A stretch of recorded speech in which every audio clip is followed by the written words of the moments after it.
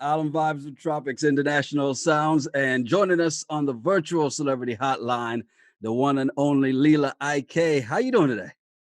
I'm doing pretty well, can't complain. Thanks so much for having me. So let's start with the first thing. Did I at least do the proper job in the pronunciation? Because I've heard so many people pronounce your name different ways. Yeah, man, it's Lila Ike. I know that's not the given name. How did you come up with the name Lila Ike? Well, Lila is a name I kind of got stuck to me when I was in high school. A bunch of people would break down my actual name, which is Alicia, and kind of just called me random names. And I heard Lila one day, and I kind of just took to that because it felt like me actually. And so, that's what I became known as going into university. So there are a lot of people who still don't know that Lila isn't my actual name. As for Ike, I moved to Kingston about 5 years ago, and I met somebody whose name is Ike Chuku. And when he told me what his name meant, it really stuck to me also. It means God is powerful. And I remember telling him, I'm going to use your name as my artist name. And he's like, are you sure? I mean, it's kind of weird. And I was like, nah, I think it's really cool. And just the meaning behind it, I always want to have some form of divinity associated with my music. You signed the protege's indignation, and was there any kind of pressure, whether it was real or perceived, as to actually execute a certain style of music because you were signed to protege? No, absolutely not. And that's also one of the reasons why I, was okay with signing to him, because I do understand the kind of music that he's doing and why he does the music he does and his religious beliefs and everything. But he's also the kind of person that allows every creative around him, whether it's producer, creative director, artist, whatever it is. He definitely gives you your space to express yourself and just serves as, a guide, because he definitely knows the business and knows it really well. So there was definitely no pressure. It's always, what do you think about this? Or hey, I would be like, yo, I came up with this song today. What do you feel about it? And it's always just good vibes for sure. I saw something where you said, I want to dismantle the idea that you're expected to make a type of music because you're from a particular country. And I also saw you talk about this before on the interview with The Fix, where you said, you want to be known as a Jamaican artist, not a reggae artist. For sure. I feel like, especially here in Jamaica, there's a really big misconception as it relates to, what music coming out of Jamaica is classified as, and that also somewhat determines how well your music is received by even the masses here. So, for example, I know a lot of really, really dope rappers here in Jamaica.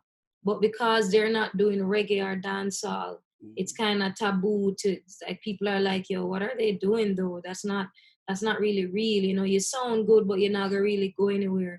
And I just find that very unfair, because at the end of the day, music to me is very fluid.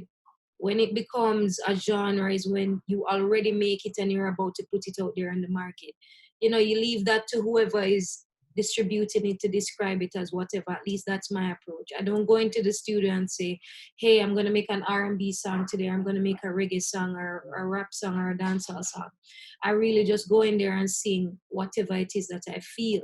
Now, for some people, they have their preferred genre that they like, and that's also fine. But I just don't feel like just because you're Jamaican, you're only expected to create reggae or dancehall, because right now the pool of creatives, when you look up what's happening and the music that's coming out of Jamaica, it isn't necessarily what you'd theoretically classify as reggae or even dancehall. Yeah, that's a good point, because you've had people like Beanie, who for a while has, dabbled in soca. You had Conscience, who's doing some soca as well, and Bungie, who's Exactly. gone between soca and dancehall, and even now I think Orlando Octave has even done that as well too. So, Exactly.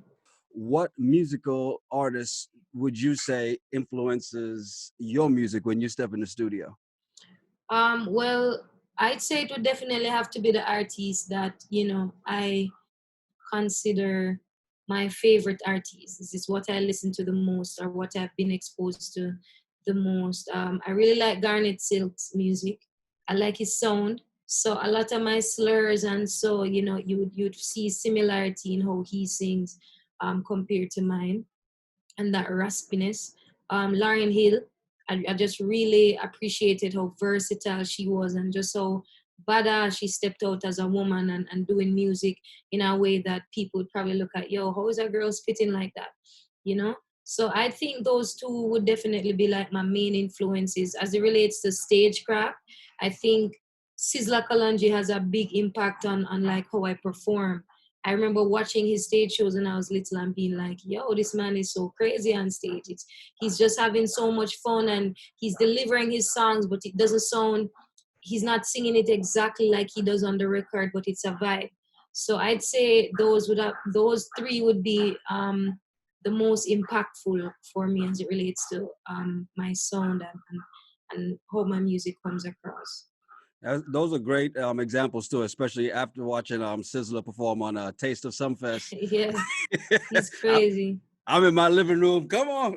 Like that's the kind of thing. That's the kind of thing, because a lot of people would look at Taste of Sumfest and be like, well, it's not the real thing. Let me just sing my song and go. But he came to perform, and that's always his energy. And you really have to respect that. And as a whole, though, I think, and I always say Caribbean people do it different, and Yeah, just the virtual concert concept.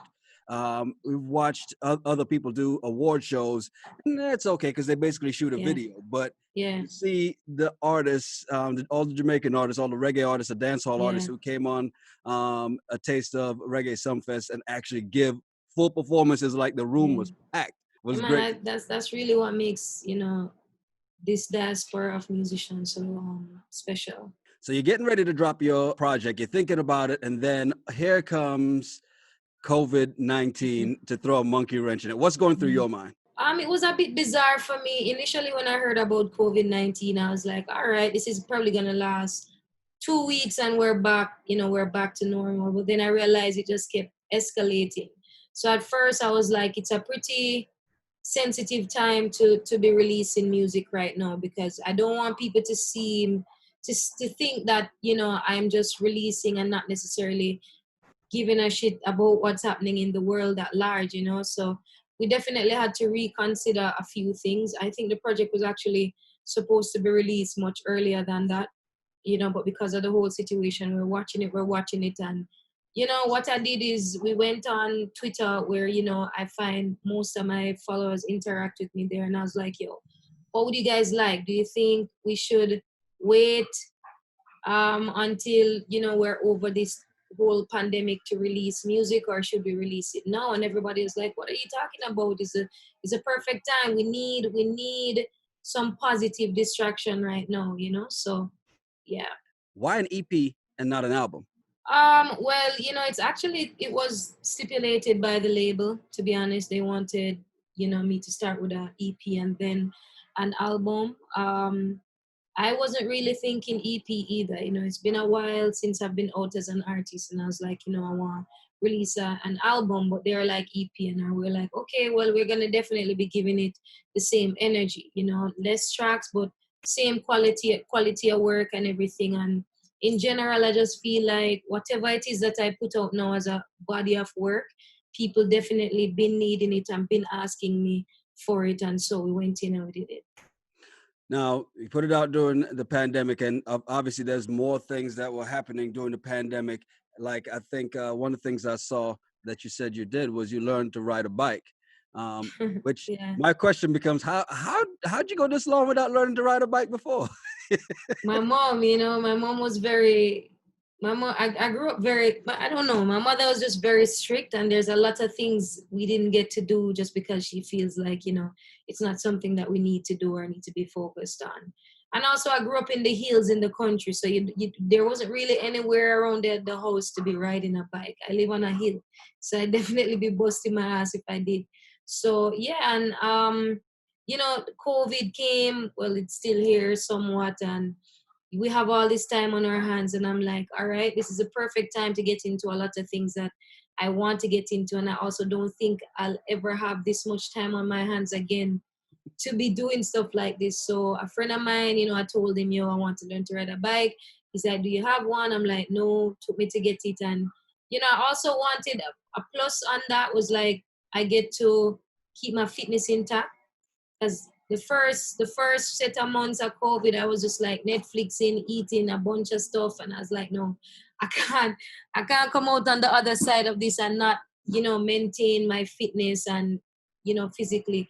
So yeah, I got the bike. It's actually parked downstairs right now. I haven't ridden it in a while.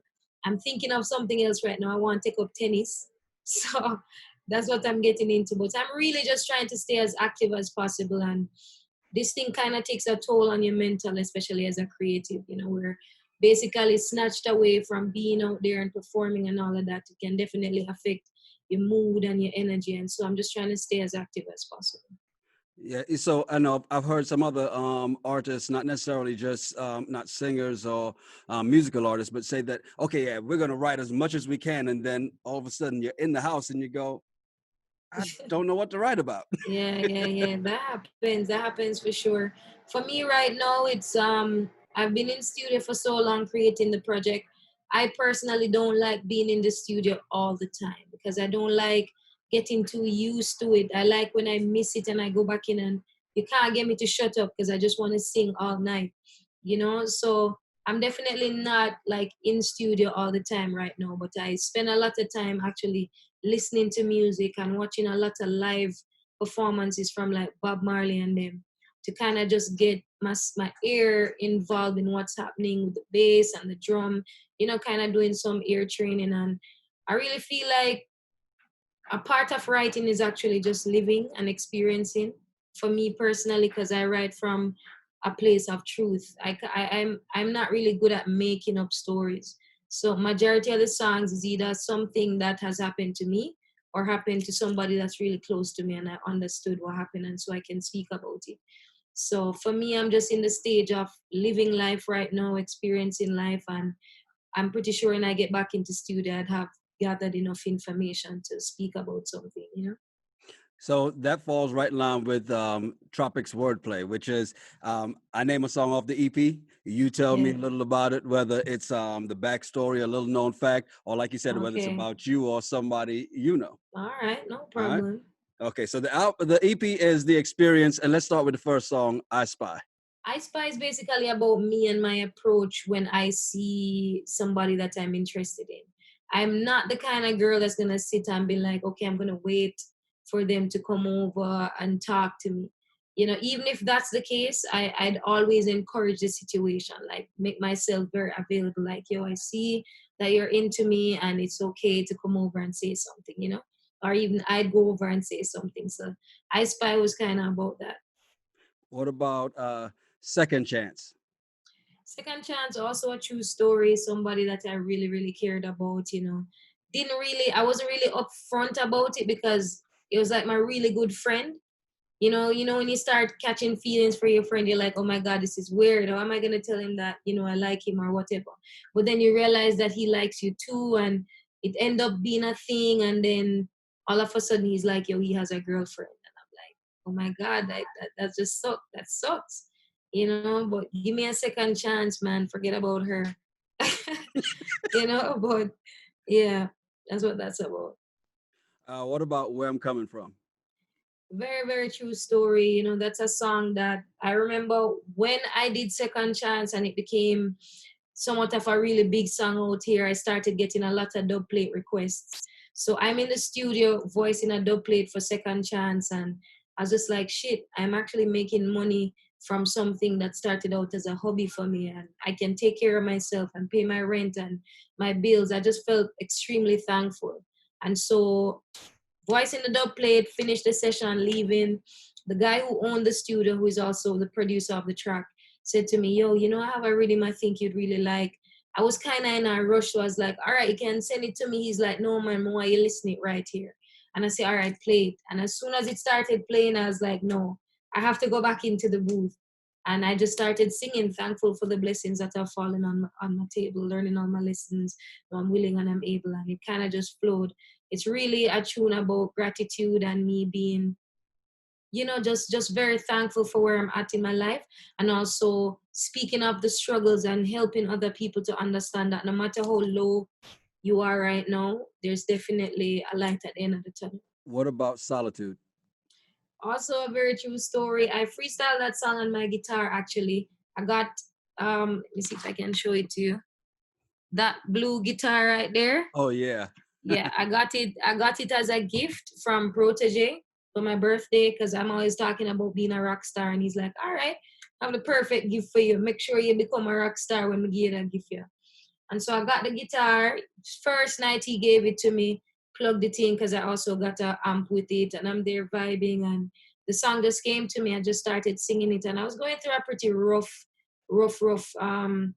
period also because you as a creative when you begin to grow as an artist in Jamaica, there's like a little stereotypical idea that once your song is on the radio, you're like rich, and so everybody who knew you from school or some old family members, they finally find back your number. And who doesn't want your time and attention? They need money or something. And so I felt a little bit overwhelmed, and so I was like, yo, I'm just not in the mood. I really need some solitude to find myself, to declutter and all of that. So that's what that song is about.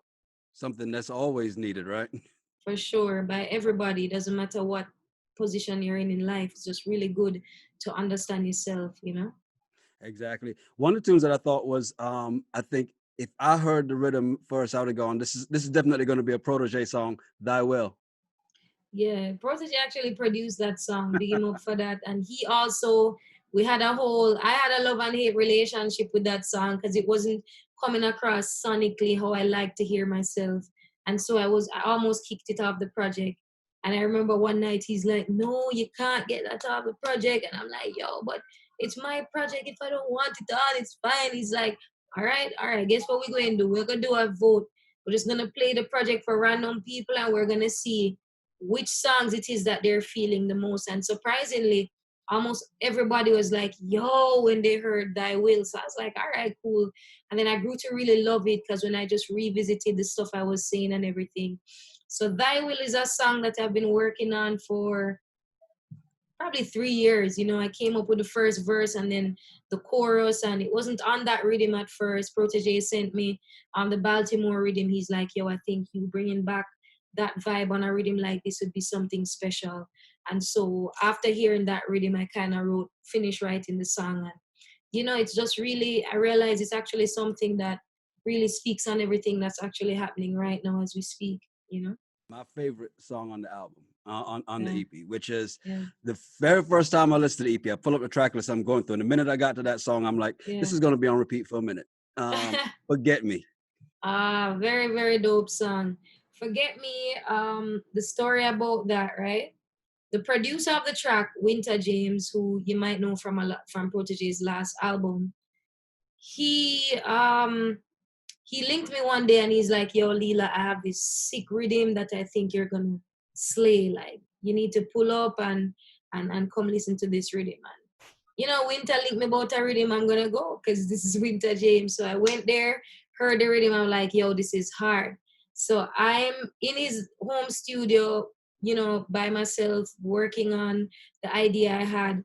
And he came in and he was like, yo, so man, I'm a singer, but we did have a little idea for the hook. And I was like, all right, I didn't really think Winter was like a writer like that.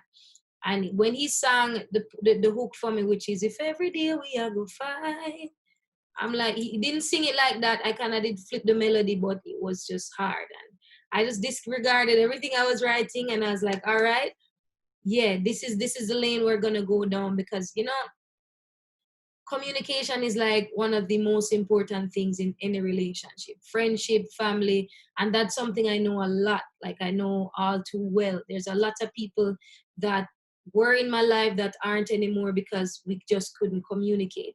And I just feel like this song, I really want to tackle that. And so that's how that came about. But that's also one of my favorite songs. I think the production is hard, and I just really like the idea of the song. It's a lot of feeling you can Yeah, hear in that song, and so much truth that yeah, it applies to yeah, so many different relationships, whether for sure. personal, professional. Yeah. I love that song. Yeah, man, it's a really dope song. I'm proud of it. Big up Winter James every time. Now, as far as you had a little bit of a, and this happens as you're climbing. and you do interviews and you get this question about the collaborations, Yeah. and it's interesting that the backlash came back on that on that. Is it's not that you weren't saying you weren't going to collaborate with other people, but Yeah. what is it you were actually saying on that one?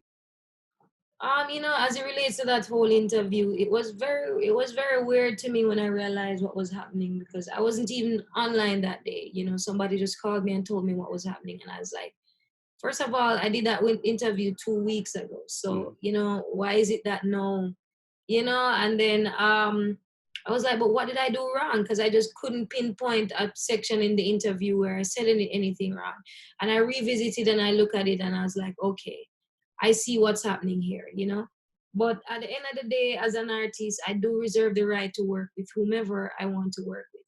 And people have a pretty black and white view of what collaboration is. Like on my project, there's a lot of young producers on there that nobody knew about before.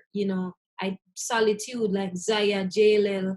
Not to say nobody knew about them, but they're not super huge producers. But I went in studio and I sat with them because I value their work. I think they're very good at what they're doing. They might not be the most popular, but they actually put in a lot of time and effort, and that's the kind of energy I want to work with. And so that's all that I was saying in the interview. But obviously got misconstrued and people took it however they want to take it. I just know that personally, I know how it is that I like to work. And energy is a really big thing. And this is also something I commented on, but that was not placed in the interview, right?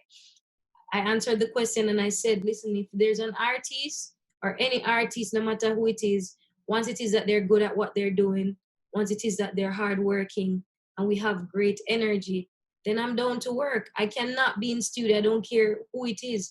I just cannot be in studio with somebody that I can't connect with. What are we going to be talking about? When it's time for us to go perform it on stage, how do I know that, this person understands what it is to be in key and working with a band and we're promoting it? How are you going to be speaking when we have to do stuff like this? These are a lot of things that you have to consider when you do a collaboration. But people just look at it like, okay, well, you're getting discovered, so it's your duty to bring every single artist on your shoulders. I don't subscribe to that. And if people want to take it out of hand and feel how they want to feel, at the end of the day, I can't control public opinion. I have to just continue to work on myself and create how I like creating, and create in a manner that has gotten me to where I am right.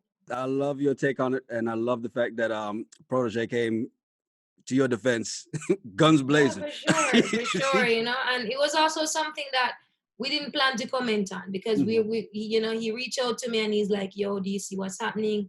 And I was like, yeah. And it's so wild to me. Like, I don't understand how that would be taken out of, perspective. And he's like, listen, you don't have to respond. I don't think you need to issue an apology. You said what you said. And he was right there when I was doing the interview, like literally right. I'm standing here in front of the guy interviewing me, and he's there with a camcorder recording everything. So he's like, listen, I have the entire interview. So if you want to post the snippet of the full answer that you did, we can do that. And I was like, at first I didn't want to do it because I was like, I don't see why I needed to do this. But I just realized it kept escalating, and I was like, okay, well, you know what? This is actually what I said. People took it out, took it wherever they want to take it, and that's just my feel. At the end of the day, I decide who I want to work with. I don't understand how this becomes something where, oh, you need to do this or you need to do that. It's just not. It's just that's not how it works. Because there's a lot of people who see an artist doing what they're doing, and they aren't necessarily working on themselves or trying to understand what it is. They're just like, yo, if I get on a song with Lila, I'm going to be an artist. If I get on a song with Protege, it doesn't work like that, because a collaboration cannot be what is going to make you great. You get me? I understand it might give you exposure, but what are we exposing? It needs to expose the work you've always been doing, and people see you and be like, yo, wow, who is this artist? Let me go and find out about them for myself, and not just be like, oh yeah, Lila have that collab with the artist there. I don't even remember what his name. it's not gonna help. It's not gonna help you. And I don't want to put anybody in that position. I'd rather say, yo, this is what I think you need to do, which is stuff that I do. And people don't know about this because I don't go on the internet and speak about it. A lot of producers and artists reach out to me and listen to their song. I give them pointers. I was like, yo, you see the part when you said this? If you did flip it like this, it would have come across the way you call people, you know? Every time I meet a young artist that I think is really cool within Kingston and somebody that I think, yo, have a lot of potential, I take them to the places that I went and develop my performing skills. I'm always going to Jamnesia with people like, yo, here's a band that don't mind playing for whoever. Let them hear your song, let them study it. And if you want to go every week and just work on that one song until you get it, that's how I got to being so comfortable on stage. That is helping too. Why do I have to bring you in the studio and put you on a song with me to help you? That doesn't make any sense to me, you know? Yeah, everybody has to pay their dues first. No? Everybody has to pay their dues and everybody has to just work on themselves first. You know, Exactly. work on yourself first. And that's all that I'm trying to say. I'm not saying that, yo, I'm never gonna, like, people don't have to understand the dreams that I have. I want to be able to do for people what Protege did for me. He was able to establish himself, create a platform that's influential enough to get people to see talent like me and Savannah and actually welcome it, because one, it's coming from a trusted source of somebody that is known for creating really great music, and he also has the resources to present our talent in the way that it is because he's been working on his thing, and we are also deserving of it because we've been putting in the work ourselves. You get what I'm saying? But at the end of the day, people tear down a bunch, them tear down Beyonce, Jay-Z, Kanye. Like, I'm not exempt. I'm not exempt from it, and I understand that. So I didn't take it personal. I was just like, all right, that's how they want to see it. That's how they're gonna see it. And I can come out and say that's not what I meant, and they're still gonna run with it because that's just how people are. You know, all I can do is continue working on my music. You know, one of the videos I saw that was really amazing is the live performance. More like a session with one BBC One Extra Mm-hmm. on the rock and groove rhythm, the freestyle. Mm-hmm. I mean, you ladies just killed it. Yeah. I love to see that type of collaboration and the Yeah. synergy between, like you talked about, the synergy that you have to have between Yeah. artists to actually make it Exactly. work when you're on stage. That would not have come across the way it did when I sometimes just stumble up on it on YouTube and I'm like, oh my, this is at over 2 mil. Like, it's the energy that people see among us, separate and apart from our talent. Because a bunch of people went on BBC One Extra and all of that. But what people comment on the most is the fact that, yo, it's nice seeing young women, you know, bonding, that like me and Savannah and Jazzelise and Naomi, we're actually really good friends. We go and play dominoes on Fridays and all of that. We actually know and understand each other. I can be having a hard day and I call Savannah a bit just bawling off my face and she's there. Vice versa. It's like that's the kind of energy and support and energy that's curated out of realness that is going to always translate in the music. And that's why that does what it does. Like, a bunch of people just like, oh my God, this is amazing. Because they're not just hearing what's happening, they can see naturally. It's like sisters just in their living room playing, you know? So that's how that comes across the way it did.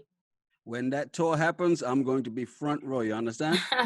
Yo, that tour should definitely happen. It's gonna be lit for In, sure. indeed. The EP is The Experience. She's Lila Ike on Facebook and IG. Thank you for hanging out with us. Yeah, man, no problem at all. Thank you so much for your support. Have a wonderful day.